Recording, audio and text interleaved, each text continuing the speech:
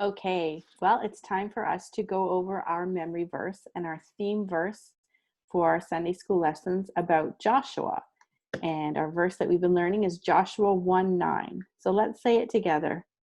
Have I not commanded you, be strong and of good courage? Do not be afraid, nor be dismayed, for the Lord your God is with you wherever you go. Good.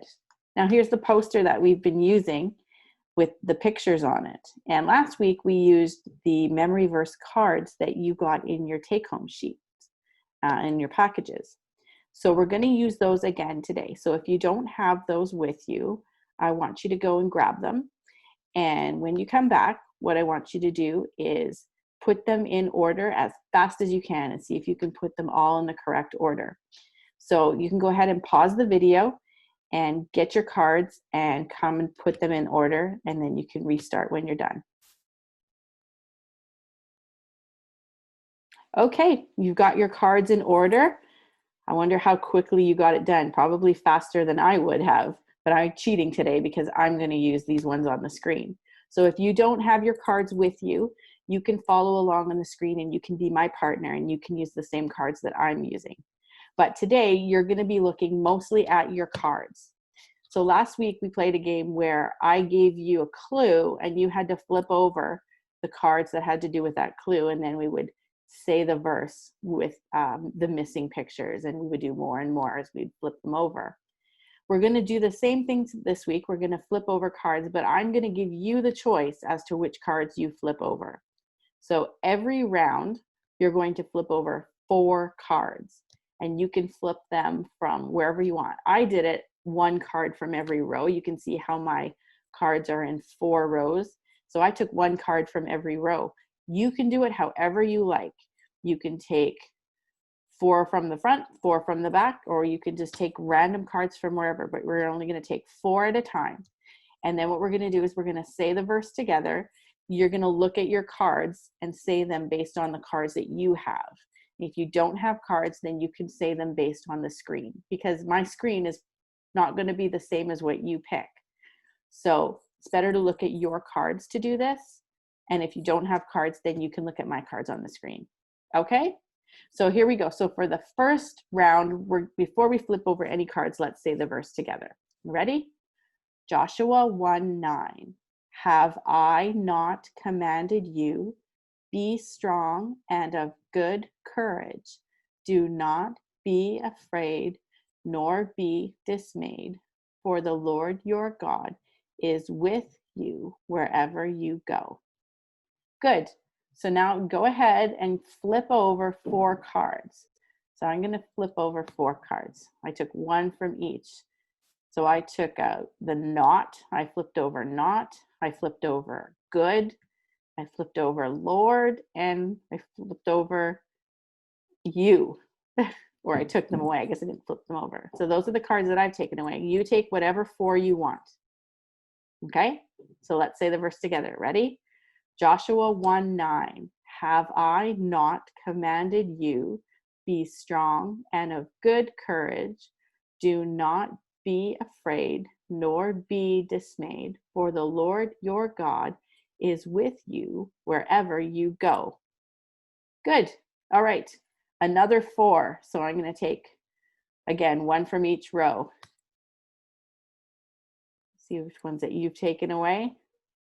I took away you, and I took away, let's see, be strong this time. I took away, I can't remember if I took away Lord or if I took away nor be. And then the you and the you go are gone. All right, let's give it a try. Ready? Joshua 1:9. Have I not commanded you? Be strong and of good courage. Do not be afraid, nor be dismayed, for the Lord your God is with you wherever you go. Okay, so you go ahead and flip over 4 of your own cards. So I want you to do that right now. Pick 4 cards, flip them over. Okay, I'm going to take mine away, but I'm going to see Watch my screen very closely and see if you can tell me which cards that I've taken away. They're all going to go at the same time. Ready? 1, 2, 3. Did you catch them? Well, I took away Joshua 1:9, and I took away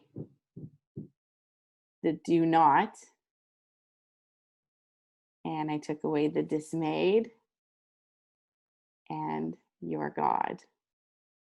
All right, let's give it another try. Here we go. Joshua 1:9. Have I not commanded you? Be strong and of good courage. Do not be afraid, nor be dismayed, for the Lord your God is with you wherever you go. Okay, time to take 4 more away. So it's only going to leave us with 4. So I would suggest leave the 4 cards that maybe you're having the most difficulty with, or the 4 cards that give you the best help. Leave those ones up and flip over the others. Let's see what you're left with. I wonder, does anyone have the same 4 cards left that I do? Okay, here we go. 1, 2, 3. Joshua 1:9. Have I not commanded you? Be strong and of good courage. Do not be afraid, nor be dismayed, for the Lord your God is with you wherever you go. Okay, so it's time now to take those last 4 cards and flip them over. So you should have every card flipped over in front of you. All right, let's say our verse together. Joshua 1:9. Have I not commanded you? Be strong and of good courage. Do not be afraid, nor be dismayed, for the Lord your God is with you wherever you go. Okay, well, that was great. So you can keep working on that. I would challenge you to use your cards this week and maybe try a quiz with someone else. If you feel like you've got this verse pretty well done, try and teach it to somebody else. Maybe mix up the cards. You could play a game where you have them all flipped over and you've got to flip over one at a time and put them in the right order. Or another fun game is you could put the cards all around the room or outside in the yard, somewhere where you can see them, and then have a race where you've got to go and run and find the right card and bring it back and put them in the right order. There's a lot of fun things you can do with those cards. So I encourage you to use your imaginations and keep on practicing and memorizing and having fun. And we will see you again next time. Bye, everybody. This song is called Standing on the Promises, and we're going to sing the first verse and then the chorus, the second verse, and then the chorus one last time. And this is a great song for standing, so if you can, stand where you are and let's sing together.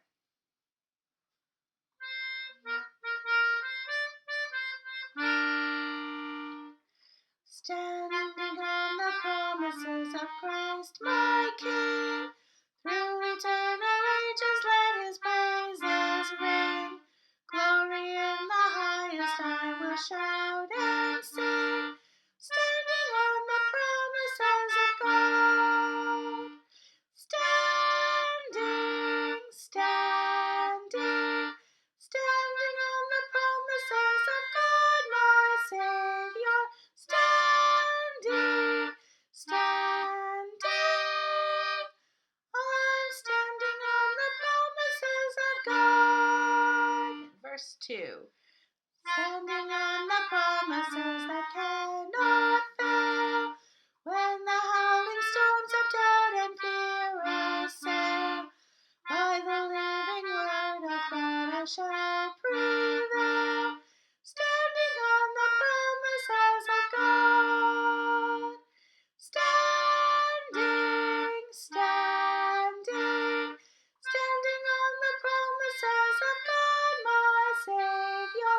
Standing, standing, I'm standing on the promises of God. Good morning. Welcome to Sunday School. I hope you're doing well learning our memory verse for this first series of lessons. Today, we're going to remember that Joshua and the Israelites finally are getting to the promised land. But before we get into the lesson, I want you to go and get your order of events class notes worksheet that I emailed to your parents, because you're going to need to fill it in as we go along today. So pause your video and go and get that if you don't have it already. Now, remember, God was keeping his promise that he made to Abraham, Isaac, Jacob, and Joseph, and Moses, and all the Israelites to fulfill his promise to make of Abraham a great nation, and now to give them a land. Jericho was the very first city in the promised land that they needed to conquer. Joshua had sent 2 spies into the city to see what it was like, and the spies were almost caught by the king's men, but God used a woman named Rahab to hide them in her house. God saved the spies. Let's see what happened next. Listen as I read from Joshua chapter 3, verse 17. Now remember, the book of Joshua is the 6th one in the Bible. So if we start at Genesis, Exodus, Leviticus, Numbers, Deuteronomy, and then Joshua, find Joshua chapter 3. Verse 17 says, "And the priests that bear the ark of the covenant of the Lord stood firm on dry ground in the midst of Jordan. And all the Israelites passed over on dry ground until all the people were passed clean over Jordan." So all of Israel crossed over. Now they were in the promised land. God led the people across the Jordan River. It was amazing. God miraculously dried up the river. Does that sound familiar? He did that for Joshua, just like he had done for these people's parents when Moses led them out of Egypt and across the Red Sea. So first thing on your order of events is to look for the picture that shows the children of Israel crossing the Jordan River and put a number 1 in that box. So look for the one that shows them crossing the Jordan River and put a number 1. So they crossed over the Jordan on dry ground, and the people moved forward toward Jericho. As they came closer to the city, Joshua met a man. He was the captain of the Lord's army. He had his sword drawn, and he was ready to go to battle. He was going to go to battle with Israel and help them. He promised to fight for them. So turn in your Bible 2 chapters over to Joshua chapter 5 and verses 13 through 15. "And it came to pass when Joshua was by Jericho that he lifted up his eyes and looked, and behold, there stood a man over against him with his sword drawn in his hand. And Joshua went unto him and said unto him, Art thou for us, or for our adversaries? And he said, Nay, but as captain of the host of the Lord am I now come. And Joshua fell on his face to the earth and did worship, and said unto him, What saith my Lord unto his servant? And the captain of the Lord's host said unto Joshua, Loose thy shoe from off thy foot, for the place whereon thou standest is holy. And Joshua did so. So find the next event on your class notes. Look for Joshua meeting with the commander of the army of the Lord. Find that picture, and then you need to put a number 2 in that box. Now, the city of Jericho was a mighty city with a big wall protecting it. Do you remember last week I told you when we talked about Rahab's house being on the city wall that you needed to remember that for this week? So remember, that wall was so thick you could build a house on it. So it was very well protected. How was God going to give this mighty city of Jericho into the hands of Joshua and his men? Well, let's go back to Joshua chapter 6, verses 1 through 5, and find out. Now Jericho was straitly shut up because of the children of Israel. Nobody went out and nobody came in. The Lord said unto Joshua, See, I have given into thine hand Jericho and the king and the mighty men of valor. And you shall compass the city, all ye men of war, and go round about it in the city once. Thou shalt do this for 6 days. And 7 priests shall bear the ark, 7 trumpets of ram's horns. And the 7th day ye shall compass the city 7 times, and the priests shall blow with the trumpets. And it shall come to pass that when they make a long blast with the ram's horn, and when ye hear the sound of the trumpet, all the people shall shout with a great shout, and the wall of the city shall fall down flat, and the people shall ascend up, every man straight before him. Now, these are some very interesting battle instructions. Were you listening? Who's giving these unusual instructions to Joshua? Look at verse 2. It's the Lord speaking to Joshua. And what did the Lord promise? The Lord promised that Jericho was going to be delivered into Joshua's hand. So before the battle even started, the Lord promised that the battle was already won. However, Joshua didn't know exactly what he was supposed to do to take over the city. So who was it that was giving Joshua these battle instructions? It was the Lord. This is the next event to look for on your order of events. It was God who gave Joshua battle instructions. Put a number 3 in that box. Now, who can remember the battle instructions that the Lord told Joshua and the Israelites to do? I want you to listen again or look in your Bible at Joshua chapter 6 and verse 3. It says, And you shall compass the city, all ye men of war, go round about the city once, and you shall do this for 6 days. So they were supposed to march around the city, all the men of war, one time, once a day, for 6 days. Now let's keep reading to find out what they were to do on the 7th day. And the 7 priests shall bear before the ark 7 trumpets of ram's horns. And the 7th day you shall compass the city 7 times, and the priests shall blow with the trumpets. And it shall come to pass that when they make a long blast with the ram's horn, and you hear the sound of the trumpet, all the people shall shout with a great shout, and the wall of the city shall fall down flat, and the people shall ascend up, every man straight before him. Now, we have 2 events that we're going to cover now. And you're going to have to look carefully because they might be confusing. So what were the people supposed to do first? This is going to be number 4. There's a picture to help you remember. Read what it says under the pictures. The Israelites marched around Jericho once a day for 6 days. That's event number 4. And then what happened next? Event number 5 is that on the 7th day, they marched around the city 7 times and gave a loud shout. Wow! God had promised Joshua and the Israelites that he would protect them. And God's always faithful to his promises.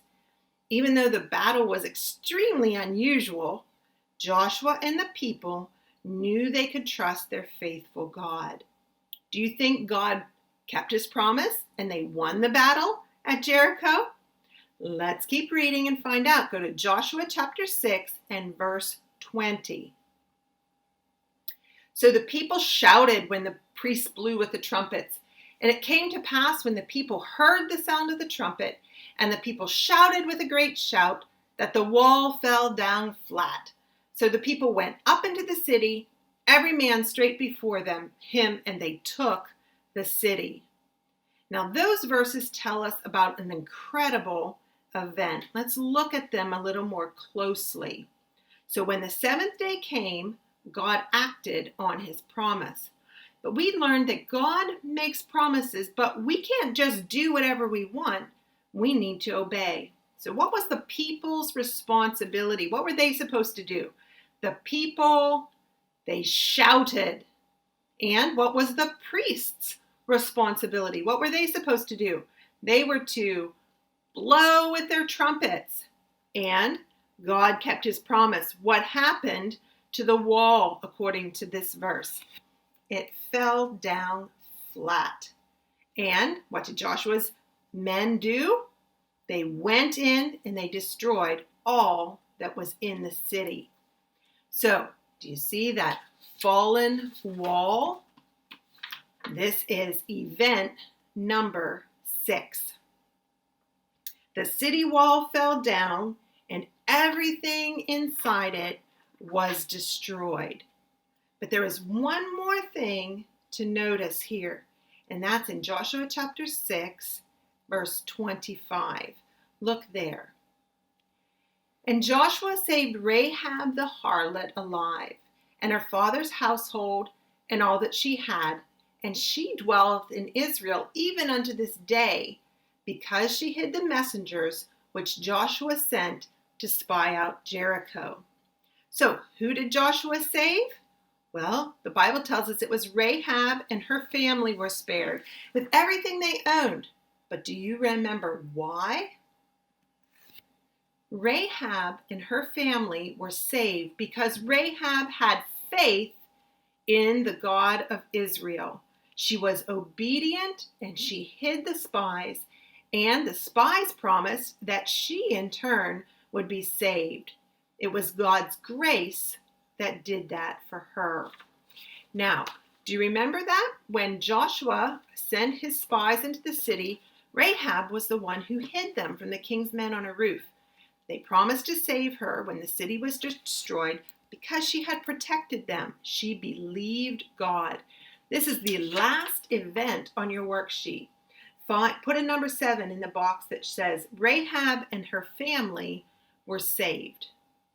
Now Joshua was obedient to God, and God kept his promise to the Israelites by giving them the city of Jericho. It was a victory that only God could have accomplished. God was faithful to the Israelites to give them the promised land, just as the spies had promised. Rahab and her family were saved from destruction. God accomplished his plan, and he fulfilled his promise to Rahab. She and her family were the only ones in the city saved from destruction because of Rahab's faith and obedience when she hid the spies. What a faithful God we serve. It's fitting today that we end with a song called Victory in Jesus. This song is called Victory in Jesus, and we're just going to sing one verse, the first verse, and then the chorus. So let's sing together Victory in Jesus.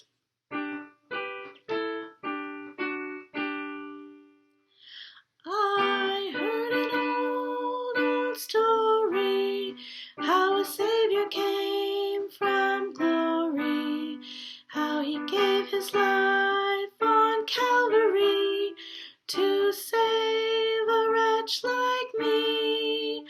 I heard about his groaning, of his precious blood's atoning.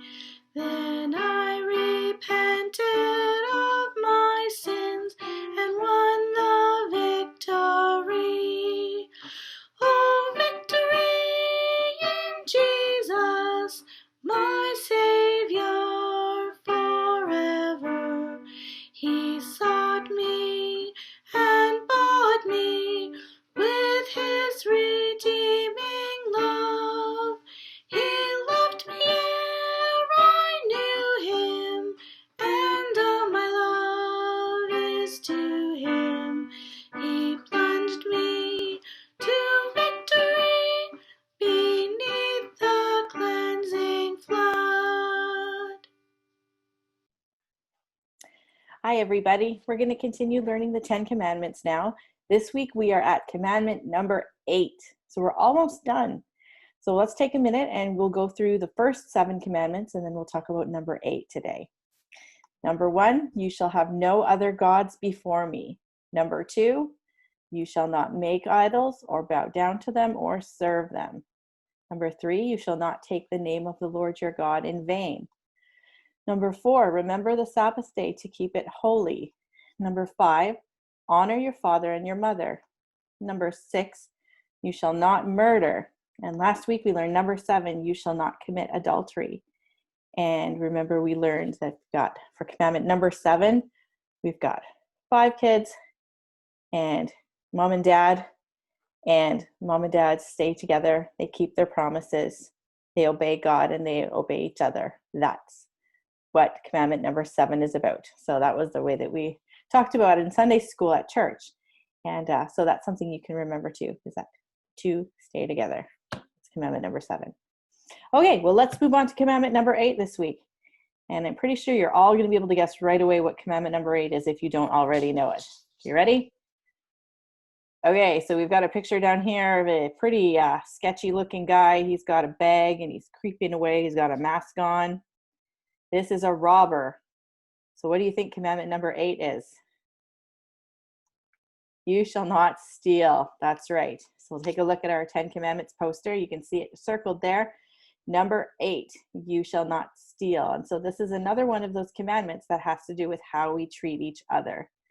It comes after you shall not murder and you shall not commit adultery. And so today we're going to talk about stealing. Now, what is stealing exactly?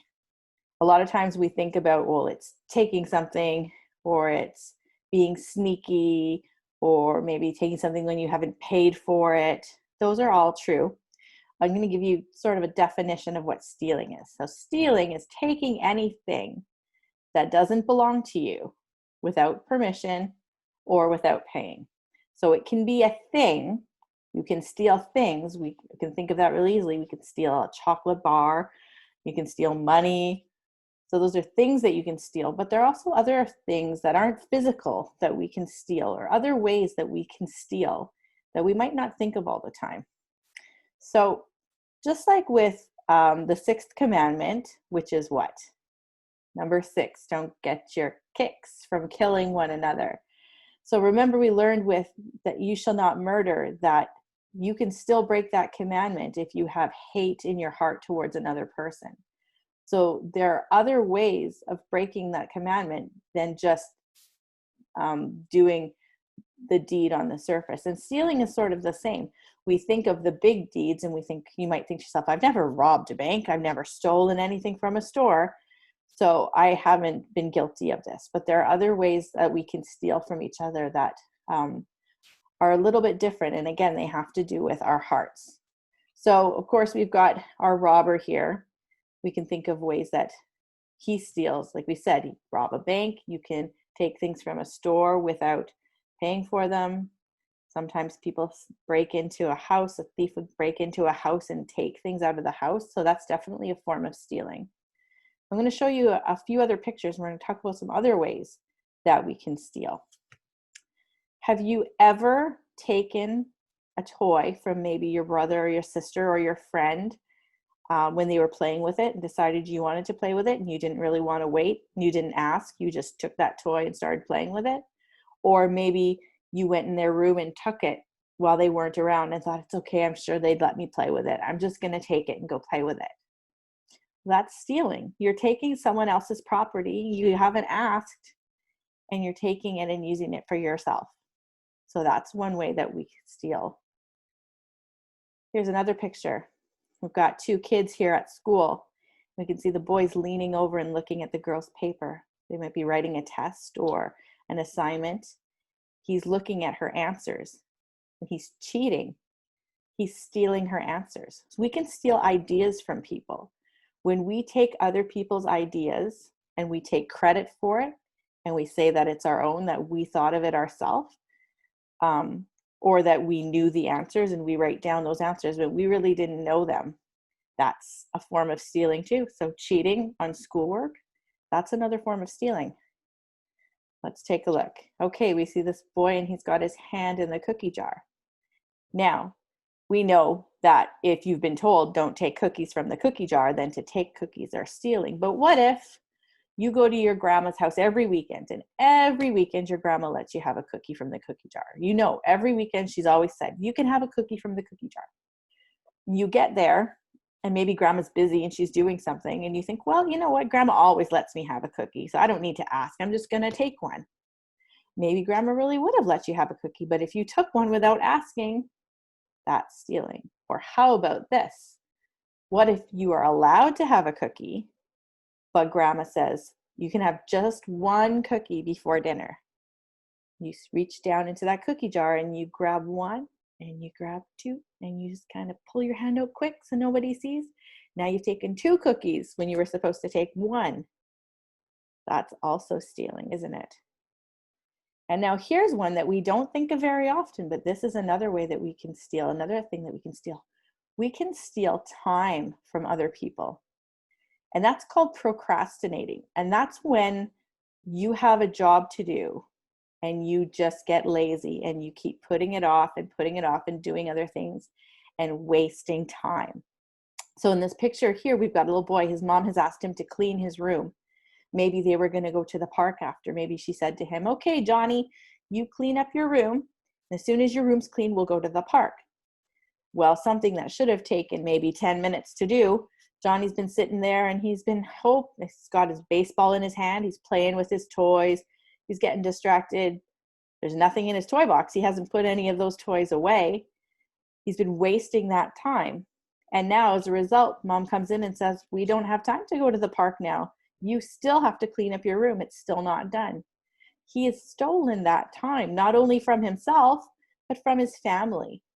So that's another thing that we can do. It's the same thing for adults. If they spend time at their job playing solitaire on their computer or doing things and not doing their work, they're stealing that time from their employers because they're there to do a job. And if they're not doing that job and they're still getting paid, then they're stealing from their employers. So we need to think really carefully about how we spend our time and ways that we might be wasting our time and stealing that time from others.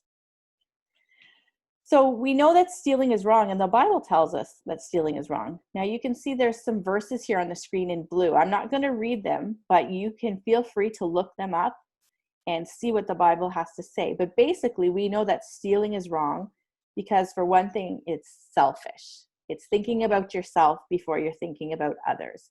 In Philippians 2, verse 3 says that we're to do nothing out of selfish ambition, and we're to consider others before ourselves. So stealing is wrong because it's selfish. You're only thinking of yourself. You're not thinking of others. It's also wrong because it hurts the person you steal from. I don't know if you've ever had anything stolen from you before. I had my bicycle stolen from me a few years ago.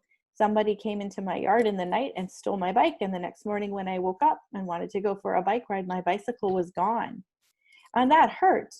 And not only does that mean that now this person that stole my bike has a bike, but I don't have a bike anymore. So now I'm not able to use the bike that I had, and I'm in a worse position than I was before. So stealing hurts the other person. You can't ever steal something and say, oh, it doesn't matter. Nobody's going to find out. Nobody's going to get hurt from it. It always hurts someone else. And in Leviticus, in the law, it calls the person who has something stolen from them is oppressed. So that means that we place burdens, we burden people, and when we steal from them. And then the last reason is that God tells us that we need to be content with the things we have. And we're going to talk a little bit more about that when we talk about commandment number 10 in a couple of weeks, about being content with what we have and not wanting all these other things that we can't have. That's not wrong to want things. It's not wrong to want a chocolate bar from the store. It's not wrong to want to play with someone's toy, but we need to go about it the right way. If we want something that costs money, we need to pay for it. And if we don't have the money to pay for it, we either don't get that thing or we find a way to earn money so that we can pay for it. And if we want to play with something that belongs to someone else or borrow it, we ask. And if they say no, then we need to accept that. But we never resort to stealing because that means that we're just putting not only other people last, but we're putting God last. And we're saying, it doesn't really matter. I want to do what I want to do, and I'm not going to listen to what God says. And then definitely that's not the position you want to be in. And that's not the way you want to have your heart, is thinking that you want to do what's best for yourself. So that's definitely not what we want to do. But you know what? The Bible tells us something that we can do instead of stealing. Ephesians 4:28 is on your screen, and it says, "Let him who stole steal no longer, but rather let him labor, working with his hands what is good, that he may have something to give him who has need." So this verse is telling us that it's, instead of stealing, we should be looking to give. So instead of taking and being worried about what we can take and what we can have, we should be thinking of others and thinking about what we can give and how we can help, and how we can help someone who has need. And that is the surest way to keep from wanting to steal.